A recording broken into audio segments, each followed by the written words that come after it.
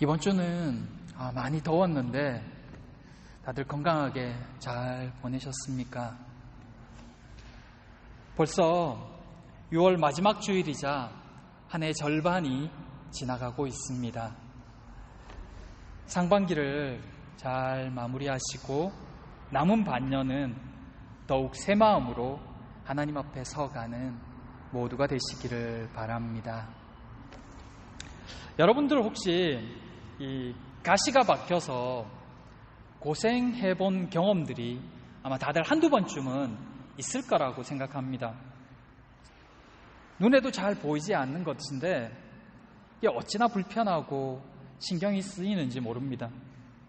하루 종일 그것 때문에 찜찜하고 아프고 불편하고 그러다가 그것을 뽑고 나면 그렇게 시원할 수가 없습니다. 우리의 감정도 이와 같은 것 같습니다. 작은 가시 같은 감정들이 우리 마음에 있으면 몸은 편해도 마음은 늘 불편하고 힘들 때가 있습니다. 그리고 그 감정은 늘 우리를 괴롭힙니다. 믿음 생활에는 더욱 그렇습니다. 그것이 해결되지 않으면 하나님 앞에 있어도 자유하지 못하게 되는 것입니다. 말씀도 귀에 잘 들어오지 않고요. 그럴 땐 가시를 뽑아야 합니다. 시원해지도록 말입니다. 오늘 말씀에도 그 오래된 가시를 뽑는 모습이 나옵니다. 22년, 23년 동안 박혀 있었던 그 가시가 뽑혀져 나아가는 장면이 오늘 본문에 나와 있는 것입니다. 말씀을 통해서 우리 안 어디엔가에 박혀 있는 가시도 뽑혀져 나아가고 영원히 시원해지는 이 시간 되기를 바랍니다. 첫째, 당신들이 애굽에 판 요셉입니다. 지난 시간 요셉은 형들의 진심을 알기 위해서 그들을 공경에 처하게 했으며 막내 동생 베냐민에게 도둑 누명을 씌우기도 했습니다. 그런 두려움의 상황 속에서 형들이 어떻게 반응하는지를 알고 싶었던 것입니다. 그때 형들은 진심으로 동생을 아끼고 있음을 보여주었습니다. 자신들이 왜 이렇게 억울한 상황에 처하게 되었는지는 몰랐지만 그런 상황 속에서도 아버지의 슬픔을 이해하고 동생을 위해 자신이 종이 되고자 자처했던 것입니다. 그런 형들의 모습을 보면서 요셉은 형들의 진심을 확인할 수 있었습니다. 그들이 예전과 많이 달라져 있다는 것을 알았던 것입니다. 요셉은 이 감정을 억제하지 못해 모든 시종들을 물러가게 하고 형들 앞에서 오열합니다. 그리고는 자신이 요셉임을 밝힙니다. 이런 갑작스러운 상황에 놀란 형들은 눈앞에 있는 총리가 자신의 동생이라는 말에 더욱 당황해서 말을 하지 못합니다. 또한 요셉이 자신을 당신들이 애굽에 판 자라고 했을 때 그들은 갑작스럽게 큰 두려움에 휩싸이게 됩니다. 이제 우린 다 죽었구나. 이런 생각도 들었을 것입니다. 그런 형들의 생각을 잃기라도 하듯이 요셉은 그들에게 근심하지 말라고 합니다. 그는 형들을 용서했다는 것입니다. 그런데 요셉의 용서는 일반적인 용서와는 그 모습이 좀 다릅니다. 어떻게 다를까요? 우리는 살면서 용서해줘라, 당신이 이해해라, 그런 말들을 가끔씩 듣게 됩니다. 당신이 더 성숙했으니 이해해줘라. 당신은 그리스도인이잖아. 당신이 더 어른이잖아. 당신은 목사잖아. 당신이 나이가 더 많잖아. 물론 그런 이유로 마음을 바꾸고 용서할 수도 있습니다. 그것은 참 귀한 마음이고 큰 용기입니다. 그렇게 결단하는 그 마음을 하나님은 기뻐하실 것입니다. 그런데 그런 이유만으로 용서할 수 있다면 그것은 참 귀한 마음이고 용기이지만 이렇게 용서하는 경우는 생각보다 그렇게 많지 않음을 보게 됩니다. 왜냐하면 우리가 어떤 결정을 내릴 때에는 이성적인 판단뿐만 아니라 자신의 감정과 처한 상황과 복잡한 관계 등 많은 부분들을 고려하면서 결정을 내리기 때문입니다. 그래서 단순히 이성적으로 이건 옳은 것이다 라고 해서 바로 합당한 결정을 하지는 못하는 것입니다. 더구나 그것이 분노와 용서 같은 우리의 감정과 결부된 경우에는 더더욱 이성적이고 합리적인 판단을 하기가 어려울 때가 많이 있습니다. 친구니까, 가까운 사이니까, 교회니까, 내가 그리스도인이니까, 부모님이니까 이런 관계로도 해결이 잘 안 될 때가 많다는 것입니다. 그러기에 이성적인 판단만으로 용서를 하는 사람은 참 훌륭한 인격자이자 대단한 용기를 가진 사람임에 틀림없을 것입니다. 그런데 이 용서를 할 수 있는 좀 더 나은 길이 있습니다. 오늘 본문이 보여주고 있는 요셉의 용서가 그러합니다. 그는 형들에게 근심하지 말라고 하면서 지금까지 되어진 일의 이유를 자신이나 형들에게서가 아니라 하나님에게서 찾고 있음을 보게 됩니다. 5절에 하나님이 생명을 구원하시려고 나를 당신들보다 먼저 보내셨나이다. 8절에 그런즉 나를 이리로 보내신 이는 당신들이 아니요 하나님이시라. 하나님께서 이 모든 일에 간섭하셨다는 것입니다. 즉 형들이 요셉을 판 것 같지만 실제로 요셉을 애굽으로 가게 하신 분은 하나님이시라는 것입니다. 물론 형들이 아무 잘못이 없다는 이야기가 아닙니다. 그들이 저지른 죄는 하나님과 그들 간의 문제일 것입니다. 그 부분은 하나님께서 따로 그 형제들을 다루시고 또 다루실 것입니다.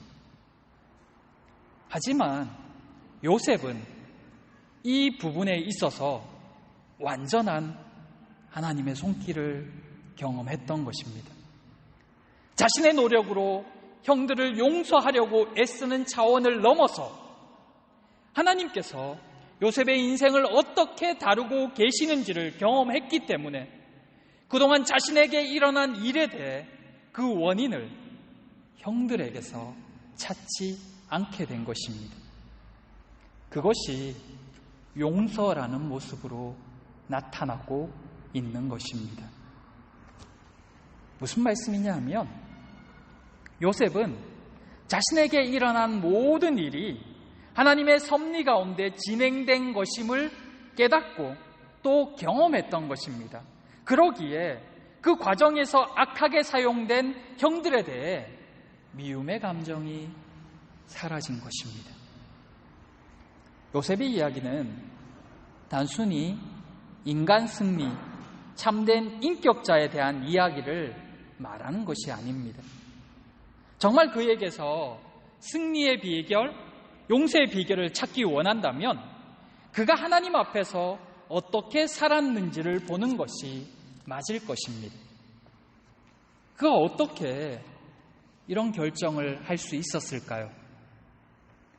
충분히 채워졌기 때문입니다. 하나님으로 인해서 말입니다.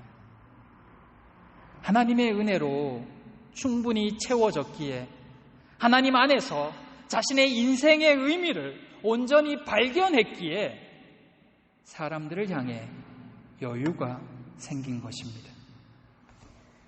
사람들을 향해 늘 불평하는 사람들, 어떤 사람들은 그런 사람들을 향해 그것이 성향이다, 타고날 때부터 그렇다라고 말하지만 사실은 그들이 충분히 채워지지 않았기 때문입니다.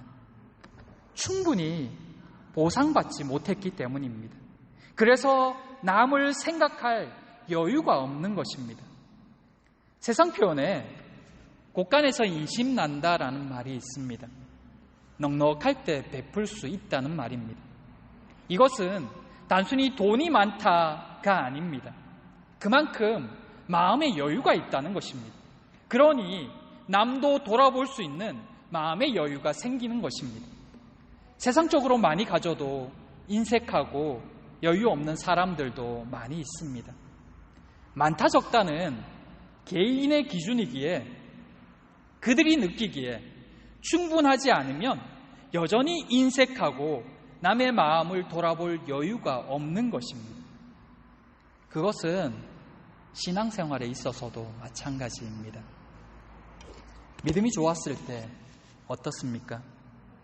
마음의 여유가 생깁니다. 그러면 웬만하면 다 용서가 됩니다. 다 이해가 되고 용납이 됩니다. 그러나 내 마음에 여유가 없을 때에는 모든 것이 다 불평이고 불만이고 불편합니다. 사실은 사람이 문제가 아니라 하나님과 나와의 관계가 문제인 것입니다. 하나님으로부터 충분히 채워지지 않았기 때문에 그런 것입니다. 그걸 다른 곳에서 다른 것으로 채우려고 하니 충분하지 않고 그러다 보니 다 내 마음에 안 드는 것입니다. 요셉이 형들을 용서할 수 있었던 것은 가진 것이 많고 풍족하게 누려서가 아닙니다. 하나님의 섭리를 깨달았고 하나님과 바른 관계 속에 있었기 때문입니다. 그리고 하나님의 일하심이 자신의 인생 가운데 있음을 깨달았기 때문입니다. 그러니 이제는 형들을 용서하는 정도가 아니라 긍휼히 여기는 마음으로까지 발전한 것입니다. 여유 있게 그들을 포용할 수 있게 되었고 더 사랑할 수 있게 된 것입니다. 교회의 문제가 무엇일까요? 우리의 문제가 무엇일까요? 사실은 하나님과의 관계가 더 문제인 것입니다. 이것이 해결되면 하나님 안에서 충분히 채워지고 은혜로 충분히 보상받으면 문제될 것이 별로 없습니다. 많은 것들이 이해되어지기 때문입니다. 그래서 하나님의 은혜가 필요하고 하나님과의 바른 관계가 필요합니다. 사랑하는 성도 여러분, 용서는 타인을 위한 행위가 아닙니다. 그것은 정확히는 나를 위해서 필요한 행위입니다. 용서하지 못할 때 그 상처가 자신의 마음에도 더 깊이 상처를 내기 때문입니다. 억울하다 생각하지만 그 생각들이 더 자신을 괴롭히고 힘들게 만듭니다. 남아프리카 대통령을 지낸 넬슨 만델라는 무려 27년 동안을 감옥에 갇혀 지냈습니다. 그런 그가 감옥 생활을 끝내고 나올 때 이렇게 말했습니다. 자유를 얻기 위해 감방에서 걸어 나와 문을 향해 걸으면서 내 고통과 증오를 이곳에 남겨두고 가지 않으면 나는 여전히 감옥 안에 갇혀 있게 되리라는 것을 알았다. 응어리진 마음, 미움의 마음, 그 마음이 향하는 칼끝의 마지막은 늘 언제나 우리 자신입니다. 스스로 상처를 만들지 마시기 바랍니다. 그러나 그것은 혼자서는 잘 안 됩니다.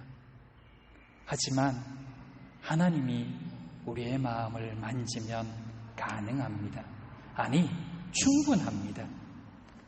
우리를 향한 하나님의 섭리하심을 믿으십니까? 이 시간들을 통해 우리를 연단하시며 성숙시키시고 하나님의 계획하심을 따라 우리를 이끌고 가고 계심을 확신합니까? 그렇다면 하나님과의 관계를 더 바르게 하시기 바랍니다. 그렇게 하나님 안에서 인생을 해석할 수 있는 모두가 되시기를 간절히 소망합니다. 둘째, 하나님이 나를. 요셉은 형제들에게 자신이 요셉임을 밝히며 근심하거나 한탄하지 말라고 말합니다. 그 이유는 앞에서 함께 살펴보았던 이 일의 주권자는 하나님이셨기 때문입니다. 비록 형들의 악한 동기에서 이 일들이 일어났지만 하나님은 이 일들을 통해 하나님의 일을 진행시켜 나가셨다는 것입니다. 그 일이 하나님의 섭리임을 깨달은 요셉은 형들을 용서할 수 있었던 것입니다. 그렇다면 하나님의 섭리는 무엇일까요? 이 일들을 통해서 야곱의 가족들을, 정확히는 아브라함의 자손들을 애굽으로 옮기는 것이었습니다. 왜 애굽으로 옮기려고 하실까요? 11절에 이 요셉의 말을 통해서 알 수 있듯이 앞으로 5년 동안 더 흉년이 지속될 터인데 그 속에서 이 야곱의 가족이 가나안에 그대로 머물러 있다가는 생명을 구하기도 어렵다는 것입니다. 그래서 하나님께서 이들을 구원하시기 위해 요셉을 먼저 애굽 땅으로 가게 하셨다는 것입니다. 그리고 9절에서 보듯이 하나님께서 요셉을 애굽의 총리로 세워주셨다는 것입니다. 하지만 요셉도 하나님의 계획을 다 알지는 못합니다. 이 이주를 통해서 장차 아브라함의 자손들에게 어떤 일이 일어나게 될지를 말입니다. 그들은 이 이주를 통해서 실로 엄청난 민족이 됨을 알 수가 있습니다. 창세기 46장 27절에 보면 야곱의 집 사람으로 애굽에 이른 자가 모두 70명이라고 합니다. 그런데 400년 후에 이들이 애굽에서 나올 때 그 수는 출애굽기 12장 37절에 보면 보행하는 장정만 60만 명이라고 했습니다. 여기에 어린아이들과 여자들까지 모두 합치면 좋기 150만 명에서 200만 명 정도가 됩니다. 물론 여기에는 여러 이방인들도 섞여 있었겠지만 그렇다 해도 400년 만에 이런 엄청난 숫자가 된다는 것은 실로 놀라운 일이 아닐 수가 없습니다. 어떻게 이것이 가능했을까요? 그들이 가나안이 아니라 애굽 땅에서 애굽인들과 구별하여 살았기 때문입니다. 창세기 45장 10절에 보면 요셉이 자신의 가족들을 고센 땅에 살게 하려고 계획을 세우고 있음을 볼 수 있습니다. 고센 땅은 나일강 동쪽의 목초 지역이었습니다.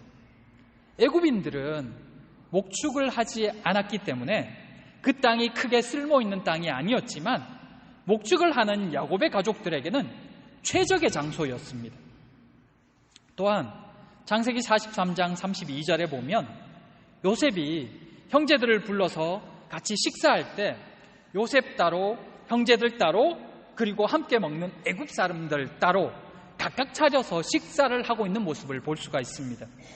그 이유는 애굽 사람들은 목축을 하는 히브리 사람들을 천하게 여기고 부정하게 생각해서 식사도 같이 하지 않는다는 것입니다. 그러므로 야곱의 가족들은 고센 땅에서 애굽 사람들과 섞이지 않고 신앙을 지키며 구별되게 살 수 있었다는 것입니다.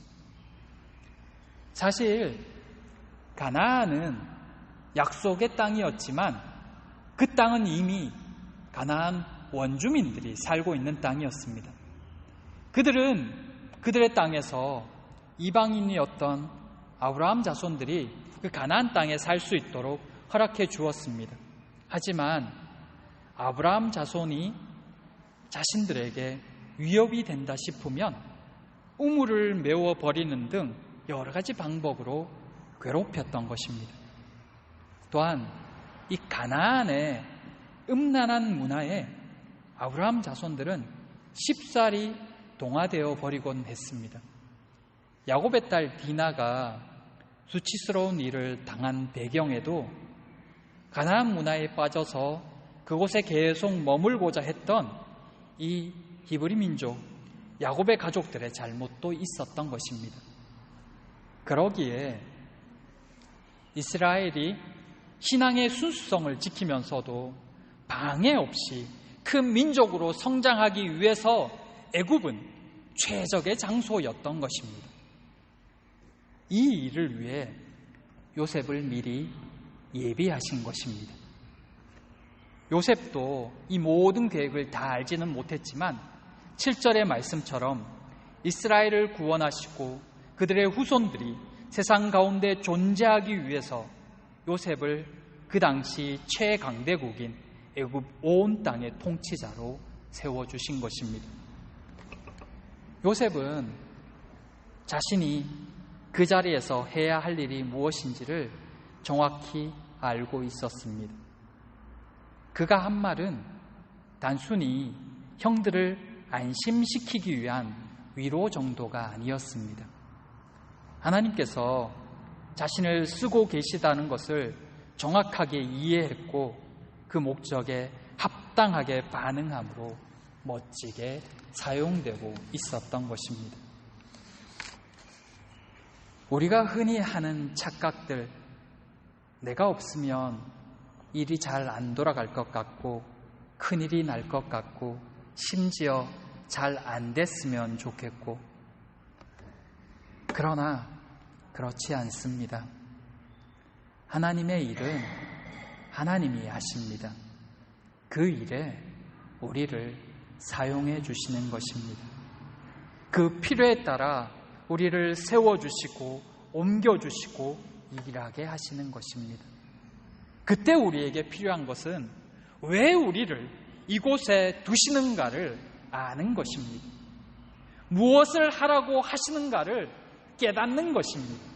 그리고 기도하면서 그 일에 최선을 다하는 것입니다. 그러면 하나님 나라의 일꾼으로 퍼즐의 한 부분을 감당해 나아갈 수 있는 것입니다. 하나님이 나를 애굽 정국의 주로 세우셨으니 바로가 아니라 하나님께서 요셉을 총리로 세우셨다는 것입니다. 왜입니까? 하나님의 뜻을 이루기 위해서입니다. 요셉이 가족들을 애굽으로 부릅니다. 그것은 하나님의 뜻이었습니다. 그 다음에 남은 것은 무엇입니까? 순종입니다. 하나님의 부르심에 순종하는 것입니다. 그러면 생명이 있습니다. 사랑하는 성도 여러분, 하나님은 우리를 통해 일하기를 원하십니다. 그 일이 무엇입니까? 찾아야 합니다. 알려달라고 구해야 합니다. 그리고 순종하는 것입니다.